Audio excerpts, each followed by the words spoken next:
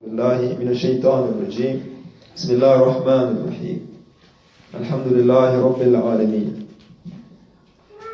والصلاة والسلام على سيد الأنبياء والمرسلين سيدنا ومولانا أبي القاسم المصطفى محمد صلوات اللهم صل على محمد وآل محمد. يقول الله سبحانه وتعالى في محكمه تنزيل بعد أعوذ بالله من الشيطان الرجيم بسم الله الرحمن الرحيم ولتكن منكم أمة يدعون إلى الخير آمنا بالله صدق الله العلي العظيم. Yesterday we discussed about Jahiliyyah, the time in which the messenger of Islam, Prophet Muhammad, peace be upon him, was revealed.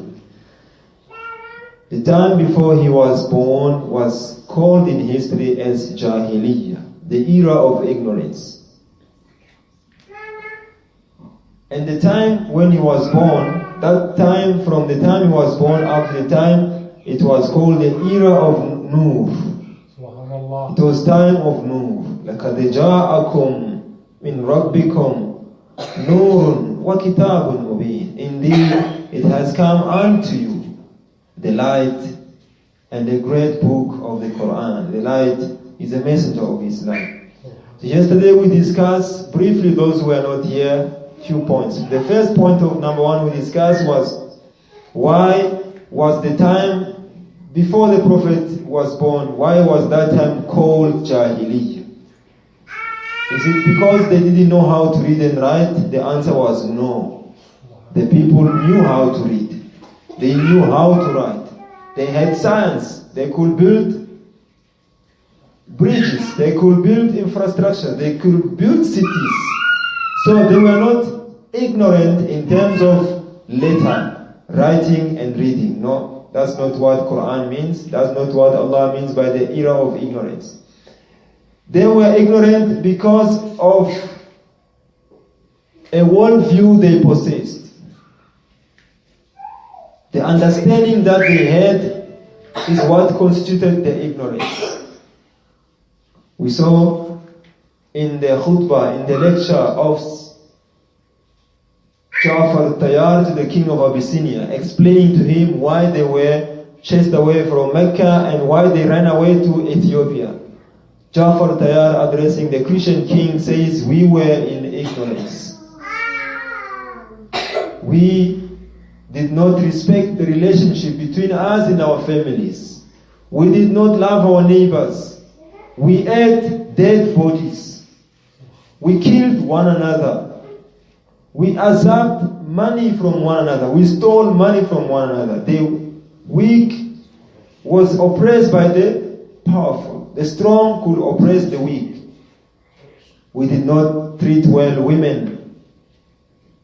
We were devious sexual behaviors. Those characteristics is what defined ignorance, the era of ignorance, as we discussed. And the discussion of where they were to say that Jahiliyyah does not mean that it is a time framework.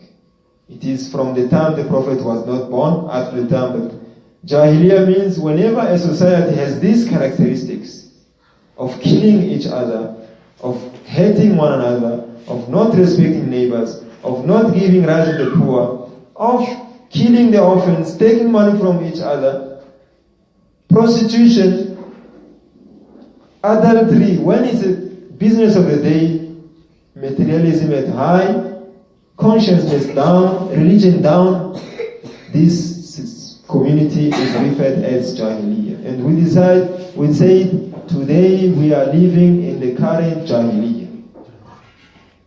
Quran says, وَلَا تَبَرَّجْنَا تَبَرُّجَ الْجَاهِلِيَّةَ الْأُولَى. Do not behave like the people of ignorance, the first ignorance, meaning that there's going to be a second ignorance type, third ignorance. Even today, we are living in a society that is full of Jahiliyyah.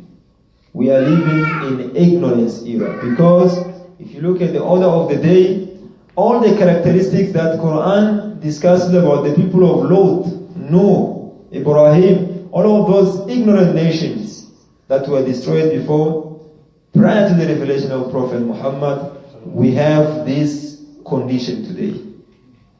So today discussion is short is about divisions of society. First, before I go to that, is that Jahiliyyah is built on three foundations. Ignorance is built on three foundations. According to our ulama, there is ideological deviation. Before a society goes to get destroyed, they first develop a deviation in ideology. What made the people of Mecca killing one another, destroying the life they lived before the Rasulullah was sent to them? They were at the verge of collapse, as the Quran says, وَكُنْتُمْ عَلَى شَفَاء حُفْرَةٍ مِنَ النَّارِ, is because, number one, they had a deviation in ideology. Their worldview was not correct. What do I mean by worldview? The way we see things, the way we see our view, we see the world. What is the purpose of life? Who I am? Who am I? Who created me? Where am I going after death? What is my destiny? Why am I here? These are the questions every human being asks himself, that the correct answers define an individual that you become into. Your behavior is actually a result of your view, your understanding. Islam worldview is that we are from Allah. Inna lillah wa inna ilayhi raji'un. We belong to Allah. We are created by God. We are brought here by Allah, and we are in examination process. We are in a taxi rank waiting to go. Wa inna ilayhi raji'un. Our destination is going back to Allah. He is going to ask us, what did you do in the short time I gave you in the world? A person who has this worldview, this understanding, is not a danger to society.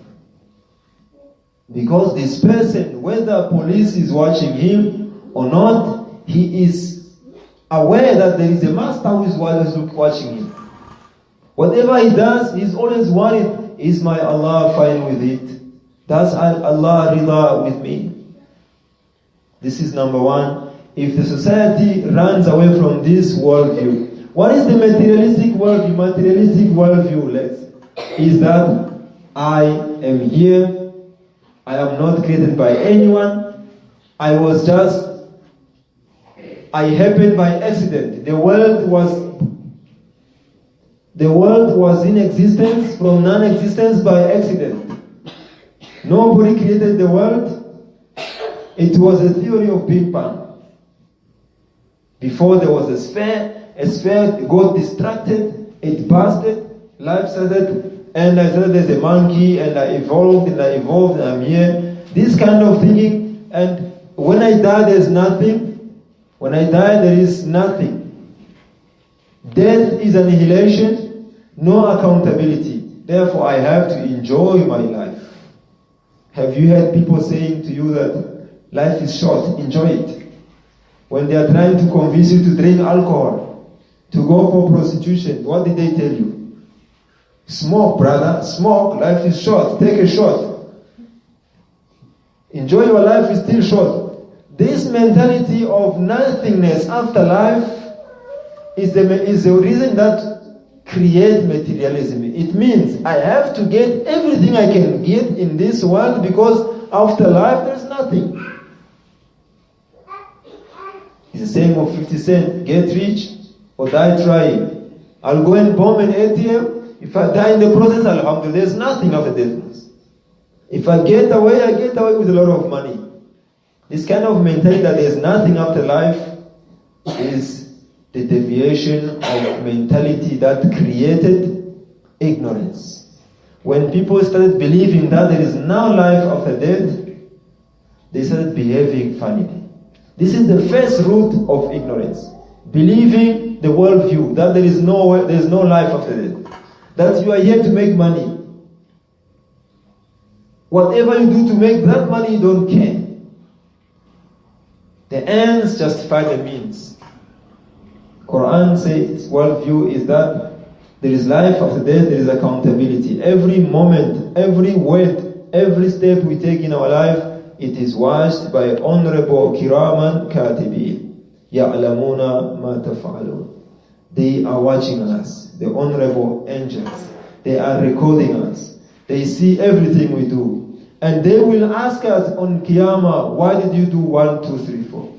If you have that mentality, you will not fall into error, because you know you are under camera watch. Number 2, the foundation that built this ignorance era was emotional psychological deviation.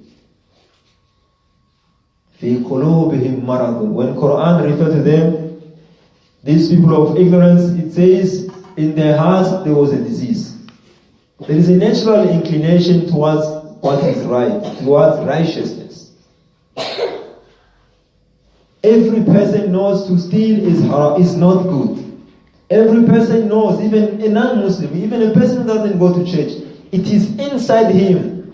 وَالنَّفْسٍ وَمَا سَوَّاهَا فَأَلْهَمَهَا فُجُورَهَا وَتَقْوَاهَا قَدْ أَفْلَحَ مَنْ زَكَّاهَا وَقَدْ خَابَ مَنْ دَسَّاهَا. Allah has created nafs, soul. Through ilham, فَأَلْهَمَهَا, He inspired that soul, what is good, what is bad. Every human being, irrespective whether he goes to church or not, he knows stealing is haram. He knows abusing women is haram. He knows rape is haram. But he's there, he has developed this psychological disease that comes from the worldview that I must get what I need. I must not respect rules. I must break rules. But he knows the rules. He knows what is righteous. He knows what is not righteous. So this schizophrenic condition, disease that afflicts the people of Jahiliyyah is that they are based on the love for their carnal desires and their hunger to satisfy them. And because of their worldview they adopted, that there is no consequences of my action, then they take those actions. So there is an emotional and psychological deviation. Quran again brings a third item, which is characteristic, which is a cause of a deteriorating society that goes to, number 1, it developed a wrong worldview, a wrong mafhum about the world, about the creation, about the destiny. Number 2, it went to disease of satisfying the carnal desires, and they developed that disease. Number 3, now they go to moral deterioration. Society that has reached that level, stage 3, it goes to moral deviation and deterioration. You start seeing the abnormal habits, deviation from righteousness. You start seeing marital abuse, you start seeing child abuse, you start seeing drug addiction, you start seeing alcoholism, prostitution, homosexuality, political oppression. All these maladies, disease, all this that afflict the Jahiliyyah society is because, number 1, they developed the wrong mafhum. Number 2, they developed a disease in their hearts to satisfy their carnal desires. أَرَأَيْتَ مَنْ اتَّخَذَ إِلَهَهُ هَوَاهُ. And therefore they fall into this kind of, what is the result? When all of us start committing all of this mentality that I can do whatever I want. I can sleep with women even if I'm not married. I'm breaking the laws. I can do whatever I want. All of this behavior Quran goes against. If we start bringing them into our life, what is the result? ظهر الفساد في البر والبحر بما كسبت أيدي الناس. Society starts receiving corruption. Corruption gets full. Fasad fil barri wal bahr. On the land, on the sea, Allah's wrath starts coming. It's not Allah's wrath. It is we deviated from righteousness when we reap the consequences. وَمَنْ ضَلَّ فَإِنَّمَا يَضِلُّ لِنَفْسِهِ. And whoever deviates from the way, the path of Allah, the evil consequences are on him. وَلَا تَذُرُّونَ. You are not going to harm Allah subhanahu wa ta'ala. If all of us disobey Allah, will Allah get hurt? Is Allah emotional? No. If you do something wrong to me, I become emotional. My heart is big. But is Allah emotional? No. It is said, if the whole world stay 24 hours in salah, in sujood, in dhikr, worshipping and honoring, obeying Allah, the lutfur rahman, the power of Allah does not even increase a second, nothing increases. Allah is not increased by our salah. He doesn't even smell that thing of, now he's feeling good, and sometimes Allah is feeling emotional, my spirit is weak. No, Allah He's there, nothing affects him. He is ghani. Ghina from every corner of aspect, emotional ghina. Allah doesn't want you to cheer him up. When I come and buy you some sweets, buy you whatever you need, you are poor, I give you some bags, I cheer your heart, you feel better. But Allah is not like that. You cannot cheer Allah up. So that's what I'm saying. Even if all of us disobey Allah, He doesn't change. If we all obey Him, He doesn't change. So, فَمَنْ ضَلَّ فَإِنَّمَا يَضِلُّ عَنْ نَفْسِهِ. A society that adopts this jahiliyyah, ignorant behavior, only harm itself. Are we seeing the harms of this behavior? Are we seeing the traits on our streets? Yes. How many people are stabbed every day? How many people are robbed on a daily basis? How many people are raped in our society? How many husbands are beating up the wives? How many wives are being killed in their homes? Women and children abuse in South Africa is extremely high. How many kids are being killed? Recently I was watching the TV. A man just killed 6 wives, 6 women in the house. How many? 4 children. A man just came and closed the house and killed all the kids and he buried them in one house. You have seen the tale. This is what we reap from the society that has adopted this kind of thinking, mentality that God does not exist. And nobody is watching us. Life is short, let's live it, let's enjoy it. The mentality of life is short, no responsibility after life is what is bringing this all moral deviations of our society. But now, when it comes to this teaching that Prophet Muhammad brought, when the messenger Nur was sent, was to come and stop abuse of women, stop abuse of drugs and alcoholism, stop abusing orphans, stop stealing money from each other, stop killing each other. This is the Nur that the Prophet came up. That's why Allah says, قَدْ جَاءَكُمْ نُورٌ وَكِتَابٌ. The Nur has come to you. The message of salvation has arrived. Follow the message of Islam. You will get salvation. Your societies will be saved. Today, when it comes to the message of Islam, our societies are divided into 3. Please pay attention carefully. I'm concluding. Number 1, we have ignorant society, capitalist society that have declared no God exists, adopted the capitalism as a policy, and they don't care about God and religion and Islam. Such example is the Western societies.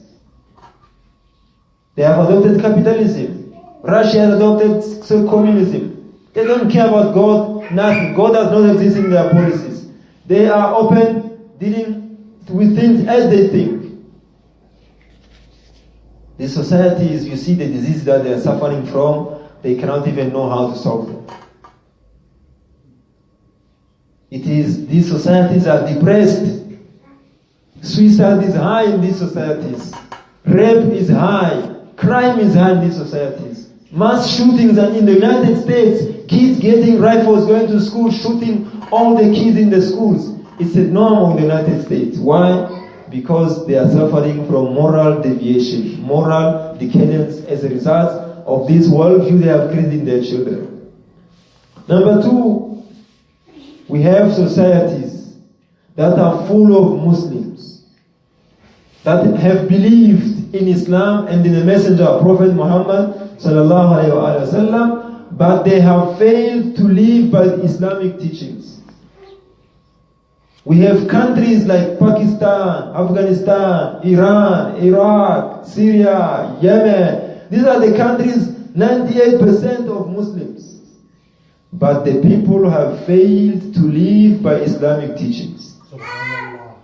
If you go to their streets, there is corruption, there is alcohol, there is drug abuse, there is prostitution in those countries. There is everything on their street, everything, even worse thing that you don't even see in the Western society, you find in this bunch of Muslim countries. The names are Muhammad, Abdurrahim, Hassan, Hussein, Ali, Abu Bakr, Omar, Osman. They have good names, but they have failed to live by the teachings of Islam. And ignorance has touched their hearts, and they have become a shame to the Ummah. In such societies, you find corruption, you find oppression, government killing their own people. Every day in Pakistan, there is a mosque that is bombed by Muslims. Victims, Muslims, and bombed in the name of Islam.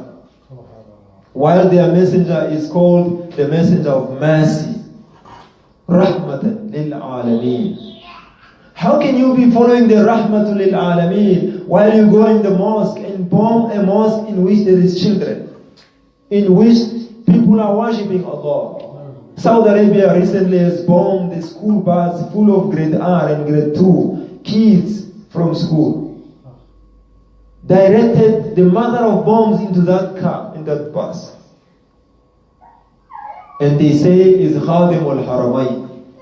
They are custodians of two haram, Makkah and Medina. How do you become Khadim al-Haramayn if you are killing innocent people? So this is number 2. Second, societies, we have societies of a bunch of Muslims, but who have failed in the living with the teachings of Islam. Number 3, we have faithful individuals in Muslim around communities, faithful individuals who have believed in Allah and His Messenger, who try by all their means to conform with the teachings of Islam, but they are extremely few in the society. Very few people are true Muslims. Many people wear trousers and kurtas and amamas, but in their heart there is no light of Islam. In their face there is no nur of Islam. In their activity there is no Islam. Most of them they are muftis, most of them they are ulamas, big sheikh, but Islam has not penetrated their hearts. But the few good Muslims, they don't have influence. The few brothers that are very good Muslims, unfortunately, they don't have power to change circumstances. They don't have power. They practice well Islam, but they don't know how to change. Their influence is limited. This is a situation we find ourselves in. In South Africa, we are a minority. If we are very few Muslims and we are minority numbers, we don't know how to affect the change. How do we go into policy makers? How do we create dawlatun karima tu'izzu biha al-Islam wa ahla wa tudhillu biha al-nifaq? How do we start by building that good governance to our countries that will give honor to Islam and that will shame the hypocrites? It is a situation me and we find ourselves in. Inshallah, I'll conclude by solution. What we do, Quran has given an answer, inshallah. If you analyze verse 104 of Surah Al-Ma'idah, Allah subhanahu wa ta'ala says, وَلْتَكُنْ مِنْكُمْ أُمَّةٌ. If you find yourself in the circumstances surrounded by Jahiliyyah, as few brothers who believe in the light of Nur of Muhammadi, وَلْتَكُنْ مِنْكُمْ أُمَّةٌ, they must image a group amongst you. يَدْعُونَ إِلَى الْخَيْرِ, who will occupy themselves by propagating this correct worldview of Islam, by recruiting the youth, da'wah, going around, يَدْعُونَ إِلَى الْخَيْرِ, calling to that which is good. يَأْمُرُونَ بِالْمَعْرُوفِ وَيَنْهَوْنَ عَنِ الْمُنْكَرِ, the group that will go around spending their money and everything, trying to command that is which is good and prohibit that is which is wrong. وَيُؤْمِنُونَ بِاللَّهِ, and that will certainly rely in the belief in Allah subhanahu wa ta'ala. It is my duty and you to start a movement of change in Kurman. That will see our youth not going Friday, Saturday and Sunday to the taverns. That will start seeing our youth going to church Saturday and Sundays instead of going to the taverns. That will see our women not being driven by being naked on the streets. That will see our women now loving to be honorable, hijab, covered, confident, intelligent, reading, not being vulnerable, not being vulnerable. So this is the mentality of change that we have to effect to our people. We need to invest, we need وَلْتَكُنْ مِنْكُمْ أُمَّةٌ. They need to come a group amongst you who will want to spend their money, their time, their energy to try and effect a change in the community. Problem is that we Muslims, we love things for free. If everything you do in life, you need to spend time and energy building up. A business, you need time, you need capital to invest. You need time to sit in that business. If you want to get a degree, how much time you spend getting a degree? How many nights, sleepless nights you sleep? Those who have degrees, they know what amounts of time they put in to have degrees. For us to have a movement of Imam al-Zaman, a movement of Dawlatun Karima, you think it will happen only by meeting on Friday and reading one qasida, and you think the society will change? If the amount of time we put in our shops, in our businesses, if we put it in changing the society we live in, if we invest that time and energy, that kind of enthusiasm we show in hunting for money, if we put it in changing the community of Kurman, by now we will have maybe 1,000 of Muslims. But do you see Muslims? Typical example, we were in the march of Miladun Nabi on Sunday. May Allah bless those who attended. It shows their love for the Imam, for Rasulullah. But how many people from Kurman gathered? How many Tswana people were there? This is the Tswana city. Not even one single Mutswana was there. I didn't see any Mutswana there. Did you see any Mutswana there? How say we live in a city of Botswana? We are Muslims. We spend in a city of Botswana 10 years, 20 years, and on Miladun Nabi there is not even one single Tswana coming to join us. Are we propagating the message of Islam? No, we are opportunistic. We are not spreading the message. Let me give an example in Sirah, in Nabi sallallahu alaihi wasallam. The Messenger of Allah in the 11th year, he sent Mus'ab bin Umair radiallahu ta'ala to go to Medina, a city of Jews. One muballigh, moving a young man who was very rich, but when he embraced Islam, the mother cut everything from him, took all the clothes and everything from him. He became poor, Mus'ab bin Umair. He became very poor that did not even have enough clothes. The trouser that he was wearing was patched. Mus'ab bin Umair goes to Medina because his mentality was to change the people, to spread the nur. قَدْ جَاءَكُم مِّن رَبِّكُمْ نُورٌ. Mus'ab bin Umair did a wonderful job in Medina that saw 72 chiefs of Medinians coming to give allegiance to Rasulullah and signing the agreement of Aqaba too. The whole city embraced Islam before Rasulullah arrived in Medina. When Rasulullah arrived in Medina in the first year of Hijriya, Ya Allah, he did not believe his eyes. He has never seen so much support that he received in Medina. Tala al-Badru alayna. People were singing on the streets. Kids have put all the leaves on the street to carpet, red carpets for Rasulullah. Only 2 years Mus'ab bin Umair changed the whole Medina. How many Muslims are here in Kurman from different countries?